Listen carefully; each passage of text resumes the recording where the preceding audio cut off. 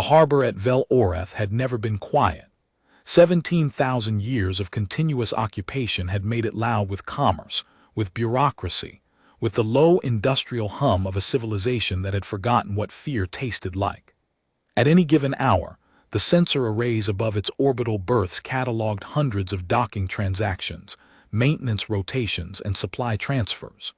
The data streamed into the watch station in neat columns, organized by priority, color-coded by urgency. Nothing ever changed in the top tier. Nothing had ever needed to. Cale Thrennes had been a watch officer for 11 months. He was 22 years old and had never seen a red alert. He had asked once during his orientation period what a red alert would look like, what the threshold was, what kind of event triggered it. The senior officer who answered had paused before saying, "Something we haven't seen in a while." That answer had seemed reasonable at the time. That was the problem, he would later decide. Not the absence of danger, the absence of expectation. Vel Oreth had been an anchorage for so long, had accumulated so many hulls and so much mass and so many orbital berth chains that the idea of it being threatened had been archived somewhere beneath consideration. The admirals ate their morning rations in the station mess. The maintenance crews ran their scheduled sweeps. The fleet, 41 capital ships, 17 escort destroyers, 9 logistics hulks, sat at anchor in the berth rings, powered to minimal running status, their weapon systems in cooldown, their shields folded in polite storage. Nothing had attacked in 17,000 years because nothing had ever dared, and nothing had ever dared because nothing had ever attacked. This was treated as proof of safety rather than as a pattern awaiting interruption. 41 capital ships, 17 destroyers, 160,000 crews sleeping through the fourth shift. Cale was reviewing a port authority dispute when the outer sensor grid tripped. He almost filed it as a calibration error. The outer grid had thrown false positives twice in the past 3 weeks, a piece of debris from the Ven cluster, a miscategorized survey drone. He reached for the acknowledgement toggle, then stopped. The return signature was wrong. Not debris wrong, not drone wrong. The geometry of the contact was moving with purpose, and it was moving very fast, and there was not one contact return but a cascade of them spreading across the outer grid like a hand opening. He stared at the number for 4 seconds. 31 contacts. Moving at a velocity that the grid classified, then reclassified, then flagged with an error marker because the answer it kept producing was faster than any compact vessel of that tonnage should have been capable of. Cale pulled the raw data and ran it himself, manually, the way they had trained him to distrust his own instruments in those first weeks of his posting. The answer came back the same. He ran it again. The same. Cale triggered the watch alert. His supervisor, Senior Monitor Orveth, appeared at his shoulder in 15 seconds, blinking away sleep and still pulling on his rank collar. Orveth looked at the sensor display. He looked at it for a long time.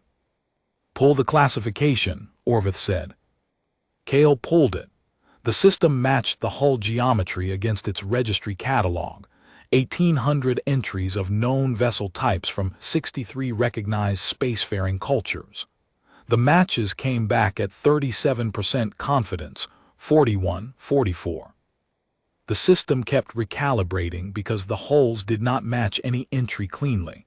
They were roughly the right size for a class of human fast carrier registered 7 years ago in the Torvin Accord database, but the drive signature was wrong. The sensor cross-section was wrong. The velocity was categorically impossible. Orveth pressed the general alert. The first strike hit Vel Oreth Harbor 11 seconds later. Cale felt the station shudder before he understood what he was seeing. The tactical display updated, and then updated again, and then began collapsing under the weight of simultaneous events. The human ships had not decelerated. They had come in at combat approach speed, already in strike formation, already weapons hot, already distributed across the harbor geometry in a pattern that, he could see it now, Now that it was happening, now that it was too late to do anything but observe, had been calculated to cut off every exit vector the anchored fleet possessed before the first salvo landed. 3 capital ships died in the first 8 seconds. Their shields were down. Their reactors were at minimum power. The human weapons did not behave like weapons fired at shields. They behaved like weapons designed to be fired at ships with no shields at all, and the distinction was catastrophic. The rounds penetrated directly. They found the soft cores of the hulls and they bloomed there, each bloom feeding the next as secondary systems ruptured and fuel lines caught. The whole chain of failure happening faster than any disaster protocol had been written to address. Cale watched the hull code for the fleet carrier Velthorum go dark on his board. Then the destroyer screen WSV-114. Then the orbital fueling station attached to Berth Ring 7, which cascaded into a secondary explosion that took 2 more ships with it in a chain of fire that lit the lower anchorage orange. A fire so large that it registered on the outer sensor grid as a new contact, briefly, before the system corrected itself. His hands were on his console, but his hands were doing nothing useful. The watch protocol called for escalation reporting, and some mechanical part of him was filling out those fields, but his eyes were on the tactical display and his mind was somewhere beneath thought. There were procedures for this. He knew them. The knowledge sat in him like furniture in a burning room, present, organized, completely irrelevant to the fire. 14 seconds, 3 capitals, 2 destroyers, a fueling station. The human ships were not forming a battle line. They were threading through the anchorage, threading through it, weaving between the berth rings at speeds that should have been impossible to maintain in such a confined geometry. And as they moved, they were methodically disabling every ship that did not have its shields up in time. There was a sequence to it. They hit the largest hulls first, then the power nodes, then the comms relays, then the escort screen as it struggled to spin up. They were not firing at random. They had a list and they were working through it. In the station mess, Admiral Var-Reneth had been eating. He reached the command deck 42 seconds after the strike alert. 42 seconds after the tactical display had already rewritten the harbor from fleet anchorage to something that looked like a debris field in formation. He stood at the command rail and looked at his board. 12 capitals, 9 destroyers, 4 logistics hulks, gone or critically disabled. The battle had been running for 4 minutes and 11 seconds. Order the remaining units to defensive posture, Reneth said. His voice was level. Cale had always respected the Admiral for his composure, had thought of it as the product of 40 years of command experience. Now, hearing that composed voice in the middle of the wreckage of his harbor, Cale understood that it was not composure at all. It was distance. The Admiral's mind had not caught up to the scale of what had happened, and his 40 years of command experience were a mechanism for speaking correctly while that catching up occurred. Comms Relay 6 is down, sir, Cale reported. 7 is intermittent. I can reach approximately 2/3 of the remaining fleet. Send to all available. Cale sent. The human ships were adjusting their formation now. The initial strike wave had passed through the anchorage and come out the far side, already turning. They curved back in a wide arc that the tactical display traced in red. 31 contacts, still 31. They had not lost a single hull. They had not taken damage the sensors could detect. They were turning and accelerating again, and Cale's console gave him the geometry of their return vector, and he knew, before he finished calculating it, what they were going to hit next. Admiral, Cale said. His voice came out strangely flat. The command station is on their approach axis. Reneth looked at the display. He looked at it for exactly 3 seconds, with the same quality of silence that had preceded all his other commands. That distance, that leveling of experience between the reality and the response. Evacuate non-essential, he said. Send the final engagement report to Fleet Command. Yes, sir. Cale's fingers moved across the console. He filed the engagement report. He queued the evacuation orders.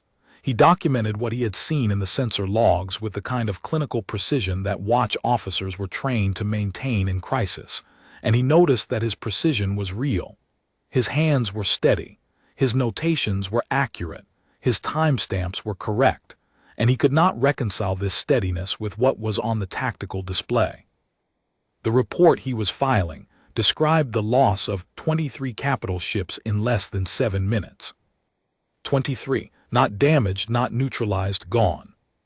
Hulls that had been at anchor for months, crewed by people who had gone to sleep on the fourth shift, expecting to wake up to paperwork and port authority disputes. Gone because the human strike group had arrived already knowing where everything was, already moving at the right velocity, already inside the engagement window before any alarm had time to build into action. The anchor had been the trap. Vel-Orath had anchored its fleet here for 17,000 years, and the humans had studied that anchor, and they had built their strike specifically to reach a fleet that was sitting still and confident and cold. The station shuddered again. A secondary explosion in berth ring 12, the reactor on the carrier Vel-Sorin catching something the initial strike had seeded in its cooling systems. The tactical display marked it as gone. 24. Evacuation pods clear, someone reported. Sir, Cale said. He stopped. He had been going to say something procedural, something from the watch protocol. Instead he said, "How long did they plan this?" Reneth was silent for a moment. He was watching the human ships complete their turn. "I don't know," the Admiral said. "We've been here 17,000 years." "Yes." They knew that. Reneth turned from the display and looked at him. He was 60 years old and had commanded fleets for half of those years, and Cale had never seen him look uncertain before. He looked uncertain now. Not afraid, the Admiral was not a man who showed fear, but uncertain, in the way that a man looks when a category he believed closed turns out to have entries he never anticipated. They knew everything, Reneth said. Every berth, every shift schedule, every minimum power cycle. They came in already knowing what they were going to find. The human ships came back through the anchorage on their second pass with the same precision as the first, not speedrun, not devastation-seeking, but target-specific. They hit the remaining capital ships that had managed to raise partial shields at the angles where the shields were thinnest, then moved past before the return fire could resolve. The escort destroyers that had spun up in time took fire from 4 directions simultaneously. The logistics hulks burned in long arcs that the sensor grid recorded without comment. Cale logged it all. His board grew quieter as it ran out of things to mark. He thought distantly of the port authority dispute he had been reviewing when the outer grid tripped, a cargo hold discrepancy, flagged for inspection, requiring his signature. It was still open in a secondary window. He had not closed it. At 13 minutes and 41 seconds from the first contact return, the last compact capital ship in Vel-Orath Harbor went dark. 31 human vessels, 41 compact capitals, not one human hull lost. The math was not a battle. It was a lesson, and the lesson had been prepared over an unknown period of time, by people who had waited for the exact moment when the fleet was anchored, cold, and certain of its own safety. The human strike group reformed into a clean withdrawal formation on the far side of the anchorage and began their departure vector. Cale tracked them on the sensor grid. They did not linger. They did not broadcast anything.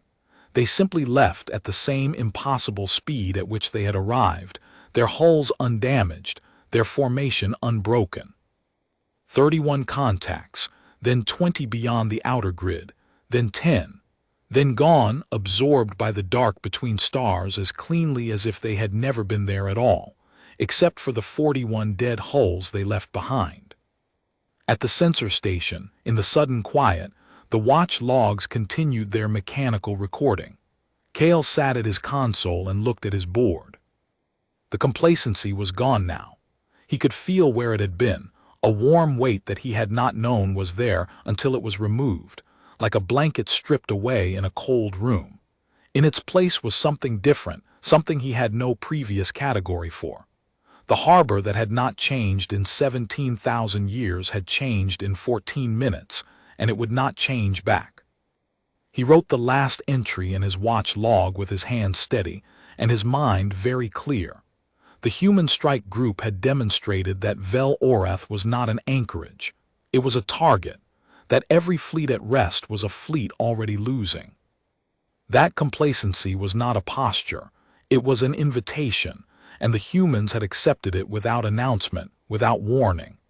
They had simply waited and studied, and arrived at the exact moment when the invitation was most complete. He wrote that in plain language, without softening. Whatever inquiry followed, whatever redistribution of blame, he wanted at least one document in the archive that said the thing plainly. They were here because we let them learn us, and we let them learn us because we believed there was nothing left to learn. Admiral Reneth was already on the command channel, requesting emergency warship deployment from Fleet Command, using words like defensive rearmament and rapid response protocol. His voice had recovered its composure. His 40 years of experience had caught up with the present tense, and he was already building the response, the redeployment, the argument to Fleet Command for additional assets. He would do those things well. The Admiral was very good at responding. The question that sat in Cale's mind, kept to himself, was whether the compact had people who were equally good at anticipating.